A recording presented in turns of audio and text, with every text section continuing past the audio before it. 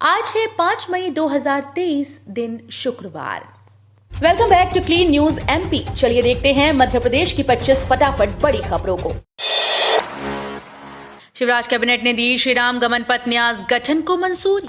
मुख्यमंत्री शिवराज सिंह चौहान की अध्यक्षता में कैबिनेट बैठक में श्री रामचंद्र गमन पथ न्यास के गठन की अनुमति दी गई। इसके अध्यक्ष मुख्यमंत्री होंगे। न्यास में 33 न्यासी होंगे। इसके अलावा बैठक में दतिया हवाई पट्टी को उड़ान योजना के तहत राज्य शासन की ओर से भारतीय विमानपत्तन प्राधिकरण द्वारा विकसित एवं संचालित करने के लिए एमओयू निष्पादित करने का निर्णय लिया गया है। इंटरनल मार्क्स भेजने के लिए कॉलेज के पास 15 मई तक का समय। देवी अहिल्या विश्वविद्यालय ने स्नातक प्रथम व द्वितीय वर्ष की मुख्य परीक्षा का शेड्यूल जारी कर दिया है। मई से जून के बीच बीए, बीकॉम, बीएससी सहित अन्य पाठ्यक्रम की परीक्षा करवाई जाएगी। इस बीच कॉलेजेस को विद्यार्थियों के 15 मई तक इंटरनल परीक्षा के मार्क्स भेजना है। अधिकारियों के मुताबिक इंटरनल मार्क्स मिलने के बाद विश्वविद्यालय इन्हें रिजल्ट से जुड़े सॉफ्टवेयर पर चढ़ाने का काम करेंगे। अलीराजपुर से मुख्यमंत्री जनसेवा अभियान का होगा शुभारंभ। मुख्यमंत्री ने कहा कि प्रदेश में 10 मई को अलीराजपुर से मुख्यमंत्री जनसेवा अभियान का दूसरे चरण प्रारंभ होगा। 25 मई तक चलने वाले अभियान में आमजन की कोई समस्या बाकी नहीं रहनी चाहिए। लोगों को राम राज्य का एहसास हो तो हम सबको अपने दायित्वों के 100% निर्वहन का संतोष होगा। प्रभारी मंत्री जिलों में आए, मुझे एक भी शिकायत नहीं मिलनी चाहिए। हम 10 मई से मुख्यमंत्री जनसेवा अभियान का दूसरे चरण चलाने जा रहे हैं। इसमें सीएम हेल्पलाइन और विभिन्न कार्यालयों में लंबित आवेदनों को 100% निराकरण करने के साथ पात्रों को योजनाओं का लाभ दिलवाएं। 13 मई को होगा नेशनल लोक अदालत का आयोजन। बैंक के प्रकरणों में भारी छूट दी जाएगी। सीहोर में 13 मई को आयोजित नेशनल लोक अदालत में नगरपालिका विद्युत विभाग, बैंक वसूली प्रकरणों, अधिनियम से संबंधित न्यायालय में लंबित और प्रोलिटिकेशन प्रकरणों में समझौते के तहत छूट दिए जाने का निर्देश दिया गया है। न्यायालय में लंबित विद्युत अधिनियम के योग्य प्रकरणों में सिविल दायित्व में 20% एवं नियमानुसार संपूर्ण ब्याज की छूट एवं प्रोलिटिकेशन प्रकरणों में भी सिविल दायित्व में 30% व नियमानुसार संपूर्ण ब्याज की छूट रहेगी। अब जबलपुर में मिल्क एटीएम से मिलेगा दूध। वेटरनरी विश्वविद्यालय में चल रहे अनुसंधान से जुड़ने का अवसर और इसका फायदा अभी तक विद्यार्थियों और किसानों को मिलता था, लेकिन अब आम आदमी को भी मिलेगा। विश्वविद्यालय के वैज्ञानिकों की मदद से तैयार किए गए उत्पाद अब सीधे लोगों तक पहुंचेंगे। विश्वविद्यालय ने पतंजलि और डाबर जैसी कंपनियों की तरह खुद के उत्पाद तैयार करने का निर्णय लिया। प्रारंभिक चरण में दूध और गोबर से उत्पाद तैयार किए जा रहे हैं, जिसे आम लोगों तक पहुंचाने के लिए विश्वविद्यालय ने न तो किसी एजेंसी की मदद ली और न ही एजेंट तैयार किए हैं। इंदौर के अंडरग्राउंड मेट्रो स्टेशन पर पैदल चलने की नहीं करनी होगी मशक्कत। शहर में बनने वाले मेट्रो के अंडरग्राउंड स्टेशन पर पहुंचने के लिए लोगों को पैदल चलने की मशक्कत नहीं करनी होगी। नगर निगम परिसर व एयरपोर्ट के सामने चौराहे पर बनने वाले अंडरग्राउंड मेट्रो स्टेशन तक यात्री ट्रेवलेटर पर खड़े होकर पहुंच सकेंगे। जिस तरह मॉल में एक मंजिल से दूसरी मंजिल तक पहुंचने के लिए एक्सीलेटर का उपयोग किया जाता है, उसी तरह सतह पर एक स्थान से दूसरे स्थान पर पहुंचने के लिए ट्रेवलेटर का उपयोग किया जाता है। इस पर यात्री अपने सामान के साथ सिर्फ खड़े रहेंगे और ट्रेवलेटर व्यक्ति को आगे बढ़ाकर ले जाएगा। नीट यूजी के एडमिट कार्ड जारी। इंदौर से 25,000 विद्यार्थी होंगे शामिल। नीट यूजी 2023 के लिए नेशनल टेस्टिंग एजेंसी ने एडमिट कार्ड जारी कर दिए हैं। पोर्टल neet.nta.nic.in से इसे डाउनलोड किया जा सकता है। प्रवेश परीक्षा 7 मई को होगी। ऐसे में जिन अभ्यर्थियों ने आवेदन किया वे ऑफिशियल वेबसाइट पर जाकर एडमिट कार्ड डाउनलोड कर सकते हैं। एडमिट कार्ड डाउनलोड करने के लिए विद्यार्थियों को आवेदन संख्या और जन्म तिथि की डिटेल्स देनी होगी। एडमिट कार्ड में एग्जाम सेंटर, परीक्षा की टाइमिंग और अन्य गाइडलाइंस दी गई हैं। देश भर से इस बार परीक्षा में 20 लाख और इंदौर के 25 परीक्षा केंद्रों पर करीब 25,000 विद्यार्थी परीक्षा देंगे। कालाधन मैनेज करना पड़ेगा महंगा। अब चार्टर्ड अकाउंटेंट व पेशेवर भी बनेंगे आरोपी। काली और गैर कानूनी स्रोतों से हुई कमाई को मैनेज करने में मदद करना अब कर पेशेवरों पर भी भारी पड़ेगा। ऐसी कमाई का निपटारा करने और काले धन को कानूनी जामा पहनाने के रास्ते दिखाने वाले चार्टर्ड अकाउंटेंट, कंपनी सेक्रेटरी और कास्ट अकाउंटेंट भी prevention of money laundering act में आरोपित बनाए जाएंगे। 3 मई को वित्त मंत्रालय ने prevention of money laundering act 2002 में संशोधन कर ये प्रावधान शामिल कर लिया है। कर्मचारियों के लिए अच्छी खबर, मिलेगा नए वेतनमान का लाभ। कर्मचारियों के लिए बड़ी खबर है। दरअसल उन्हें नए वेतनमान का लाभ दिया जाएगा। इसके लिए प्रस्ताव तैयार कर लिया गया है। मुख्यमंत्री की मंजूरी के बाद इसे कैबिनेट में पेश किया जाना है। इसके साथ हजारों कर्मचारियों के वेतन में वृद्धि देखी जाएगी। मध्य प्रदेश के 48,000 स्थायी कर्मचारियों को 7वें वेतनमान का लाभ दिया जाएगा। इसके साथ ही प्रत्येक कर्मचारियों के वेतन में 8 से 10,000 रुपए की वृद्धि निश्चित मानी जा रही है। कान्ह नदी के 50 फीट नीचे से गुजरेगी मेट्रो, 100 फीट लंबी बनेगी टनल। इंदौर में 31 किलोमीटर लंबे मेट्रो कॉरिडोर रूट में 100 फीट का रूट कान्ह नदी के नीचे से गुजरेगा। पूरे रूट में यही एक हिस्सा होगा जहां मेट्रो ट्रेन नदी के 50 फीट नीचे से गुजरेगी। पलासिया से एयरपोर्ट तक के रूट को मेट्रो रेल कॉर्पोरेशन ने तय किया है। नदी के नीचे मेट्रो रूट रामबाग ब्रिज से फुटओवर ब्रिज के बीच से होकर राजवाड़ा क्षेत्र की तरफ जाएगी। महाकाल मंदिर में कर्मचारियों की पहचान मुश्किल, ड्रेस कोड का पालन करने के निर्देश। ज्योतिर्लिंग महाकाल मंदिर में कार्यरत कर्मचारियों को प्रशासक ने ड्रेस पहनकर आने के निर्देश दिए। माइक पर इसकी उद्घोषणा भी की जाती रही। यूनिफॉर्म पहने बिना मंदिर आने से कर्मचारियों की पहचान करना मुश्किल हो रही थी। प्रशासक संदीप कुमार सोनी ने बताया कि मंदिर समिति ने कर्मचारियों के लिए ड्रेस निर्धारित कर रखी है। महाकाल मंदिर के 350 कर्मचारी समिति द्वारा निर्धारित ड्रेस पहनते हैं। वहीं कृष्णा कंपनी के आउटसोर्स कर्मचारियों की ड्रेस अलग है। ITI उत्तीर्ण लाइनमैन को 1,000 रुपए जोखिम भत्ता देगी सरकार। प्रदेश के विद्युत वितरण कंपनीज में कार्यरत आउटसोर्स कर्मचारियों में ITI उत्तीर्ण को 1,000 रुपए प्रतिमाह जोखिम भत्ता दिया जाएगा। ऊर्जा विभाग ने इस संबंध में आदेश जारी कर दिए। ऊर्जा मंत्री प्रद्युम्न सिंह तोमर ने बताया कि इन्हें श्रम आयुक्त ने कुशल वर्ग के श्रमिकों में शामिल किया, इसलिए इन्हें प्रतिमाह वेतन के अतिरिक्त 1,000 रुपए का भत्ता दिया जाएगा। इस अतिरिक्त राशि पर किसी प्रकार का सेवा शुल्क देय नहीं होगा।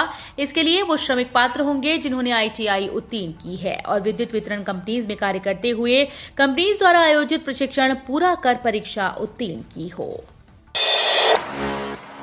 भगवान राम की नगरी अयोध्या और हावड़ा के लिए इंदौर से नियमित चलाई जाए ट्रेन। अयोध्या में राम मंदिर फरवरी 2024 में बनकर तैयार हो जाएगा, लेकिन इंदौर और मालवा की अयोध्या से सीधी रेल कनेक्टिविटी नहीं है। यही हाल गोरखपुर का भी है। इंदौर को अयोध्या होते हुए गोरखपुर के लिए सीधी रेल सेवा की दरकार है। इससे अयोध्या आने जाने वाले लोगों को बड़ी सहूलियत होगी। भगवान राम की नगरी अयोध्या तक नियमित ट्रेन चलाई जाए ताकि इंदौर के यात्री सीधे अयोध्या पहुंच सकें। ये मांग भाजपा नेता गोविंद मालू ने रेलवे बोर्ड के चेयरमैन अनिल कुमार लाहोटी से की है। सिटीजन कॉप में अभी भी प्रतिभा पाल इंदौर की निगमायुक्त। सुरक्षा, महिला सशक्तिकरण, पर्यावरण और सामाजिक कार्यों को सरलता से पूर्ण करने के लिए सिटीजन कॉप ऐप बनाया गया। इसलिए इस ऐप में ही कलेक्टर से लेकर सभी प्रशासनिक, पुलिस और अन्य विभागों के उच्च अधिकारियों से लेकर संपूर्ण अमले के मोबाइल नंबर भी दिए गए। हालांकि इस ऐप में कई वर्षों से अधिकारियों के नाम और नंबर अपडेट नहीं किए गए। ऐप में दर्ज कई ऐसे उच्च अधिकारी हैं जिनका महीनों पहले ट्रांसफर हो गया और ऐप में वे अभी इंदौर में ही हैं। पूछ से लेकर किड्स जोन तक सारे काम पूरे। नई बिल्डिंग का लोकार्पण 7 को। भोपाल रेलवे स्टेशन पर बनाई गई करीब 7 करोड़ की नई बिल्डिंग का लोकार्पण 7 मई को होगा। बुकिंग, करंट काउंटर से लेकर इंक्वायरी सिस्टम तक की टेस्टिंग रेल प्रशासन ने कर ली है। साथ ही station manager, commercial station manager, head TC office के अलावा बेबी फीडिंग रूम भी बनकर तैयार हो गया। रेलवे के GM सुधीर गुप्ता गुरुवार को भोपाल स्टेशन की नई बिल्डिंग का जायजा लिए। नरोत्तम मिश्रा ने दिग्विजय सिंह को बताया हेट स्पीच का एनसाइक्लोपीडिया। कमलनाथ खड़गे पर भी कसा तंज। कर्नाटक में कांग्रेस के चुनावी घोषणा पत्र में कट्टरपंथी इस्लामिक संगठन PFI के साथ बजरंग दल पर भी प्रतिबंध लगाने की बात पर मध्य प्रदेश में भी सियासी रार थमने का नाम नहीं ले रही। बुधवार को प्रदेश के गृह मंत्री नरोत्तम मिश्रा ने इस मुद्दे पर कमलनाथ को पत्र लिखकर जवाब मांगा था। इस पर कमलनाथ ने दमोह के जबेरा में पत्रकारों से बातचीत में अपनी प्रतिक्रिया में कहा था कि समाज में नफरत या विवाद फैलाने वाले व्यक्तियों या संगठन पर लगाम कसने की बात तो सुप्रीम कोर्ट भी कह चुकी है। उनके इस बयान पर नरोत्तम ने गुरुवार को पलटवार किया। नरोत्तम ने कमलनाथ के बयान पर चुटकी लेते हुए कहा कि हम खेत की बात करते हैं और उन्होंने खलिहान की बात शुरू कर दी। धान घोटाले मामले में EOW ने किया दंपति के खिलाफ मामला दर्ज। राइस मिल और गोदाम सील। जबलपुर में धान घोटाला मामले में EOW ने जांच के बाद राइस मिल के मालिक दंपति के खिलाफ मामला दर्ज कर लिया।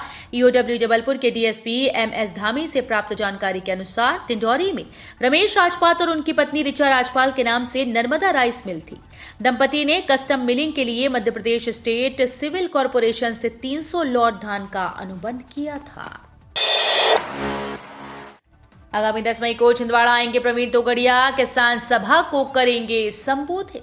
छिंदवाड़ा जिले में आगामी 10 मई को प्रवीण तोगड़िया के दौरे को लेकर हिंदू संगठनों में उत्साह का माहौल देखा जा रहा है। चुनावी साल में प्रवीण तोगड़िया के दौरे को लेकर तरह तरह के कयास लगाए जा रहे हैं। बता दें कि पहली बार प्रवीण तोगड़िया छिंदवाड़ा में किसान सभा को भी संबोधित करेंगे, जिसको लेकर अंतर्राष्ट्रीय हिंदू परिषद से जुड़े पदाधिकारियों ने विशेष तैयारियां की हैं। 10 मई समय 12 बजे सालीवाड़ा शारदा माता मंदिर अमरवाड़ा में स्वागत होगा। मध्य प्रदेश में गरज चमक के साथ बारिश का दौर जारी। अप्रैल के बाद मई माह में भी मध्य प्रदेश के अलग अलग शहरों में गरज चमक के साथ रुक रुक कर वर्षा होने का सिलसिला बना हुआ है। मौसम वैज्ञानिकों के मुताबिक 3 मौसम प्रणालियों के सक्रिय रहने के कारण वर्षा हो रही है। मौसम विज्ञान केंद्र से मिली जानकारी के मुताबिक वर्तमान में मध्य प्रदेश पर एक द्रोणिका बनी हुई है। हरियाणा के दक्षिणी भाग पर हवा के ऊपरी भाग में एक चक्रवात बना हुआ है। साथ ही एक नया पश्चिमी विक्षोभ ट्रफ के रूप में ईरान के पास बन गया है। कृत्रिम गर्भाधान से बच्चियां पैदा करने की नई तकनीक के लिए अब पशुपालकों को देने होंगे मात्र इतने रुपए। देश में दुग्ध उत्पादन बढ़ाने के लिए नस्ल सुधार के लिए नई तकनीकों के उपयोग को बढ़ावा दिया जा रहा है। साथ ही ऐसी नई तकनीक विकसित की गई जिससे केवल बछिया का ही जन्म होता है।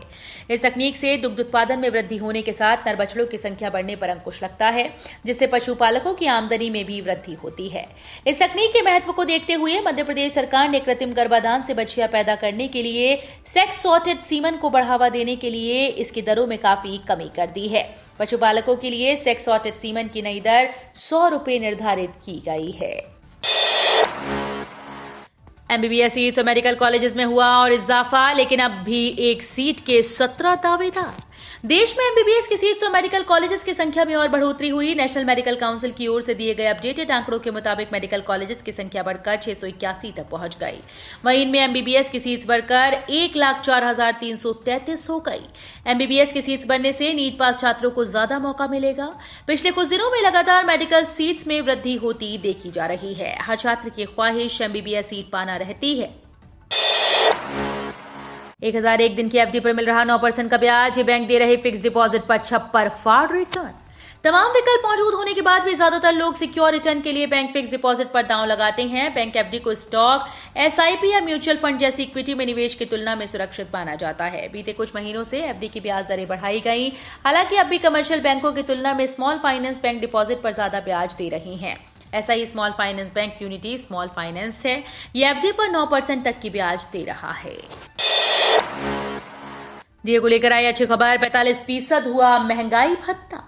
मई महीने की शुरुआत में ही केंद्रीय कर्मचारियों के लिए बड़ी खुशखबरी आ गई। 2 महीने बाद फिर से कर्मचारियों के महंगाई भत्ते में इजाफा होना है। मार्च 2023 में केंद्र सरकार ने डीए में 4% का इजाफा किया, जिसके बाद से कर्मचारियों को 42% की दर से डीए का फायदा मिल रहा है। अब जुलाई 2023 में सरकार एक बार फिर से महंगाई भत्ते में इजाफा करेगी। रतलाम जिले में दबंगों का अवैध कब्जा हटाने की मुहिम शुरू। जमीनों पर दबंगों के अवैध कब्जे, धोखाधड़ी कर भूमि हथियाने सहित अन्य भूमि विवादों को लेकर शुरुआत कर दी गई है विशेष सुनवाई की। गुरुवार को पहली विशेष सुनवाई में बड़ी संख्या में शिकायतकर्ता पहुंचे। Collector Narendra Suryavanshi, ADM Shalini Shrivastava, deputy collector Sunil Kumar Jaiswal, जिला पंजीयक अमीश नायडू, अधीक्षक भू अभिलेख अखिलेश मालवीय सहित अन्य अधिकारियों ने शिकायतों पर सुनवाई कर निराकरण के निर्देश दिए। पहले दिन 8 पीड़ितों को जमीनों का कब्जा दिलवाया गया। मध्य प्रदेश के भक्त ने राजस्थान के सांवरिया सेठ मंदिर में चढ़ाया चांदी से बना पेट्रोल पंप।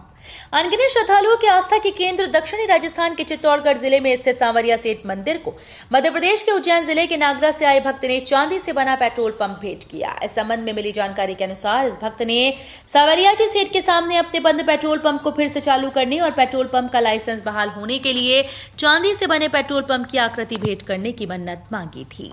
तो ये थी आज की 25 फटाफट बड़ी खबरें। अगर आपको न्यूज पसंद आई हो तो वीडियो को लाइक और शेयर जरूर करें। धन्यवाद।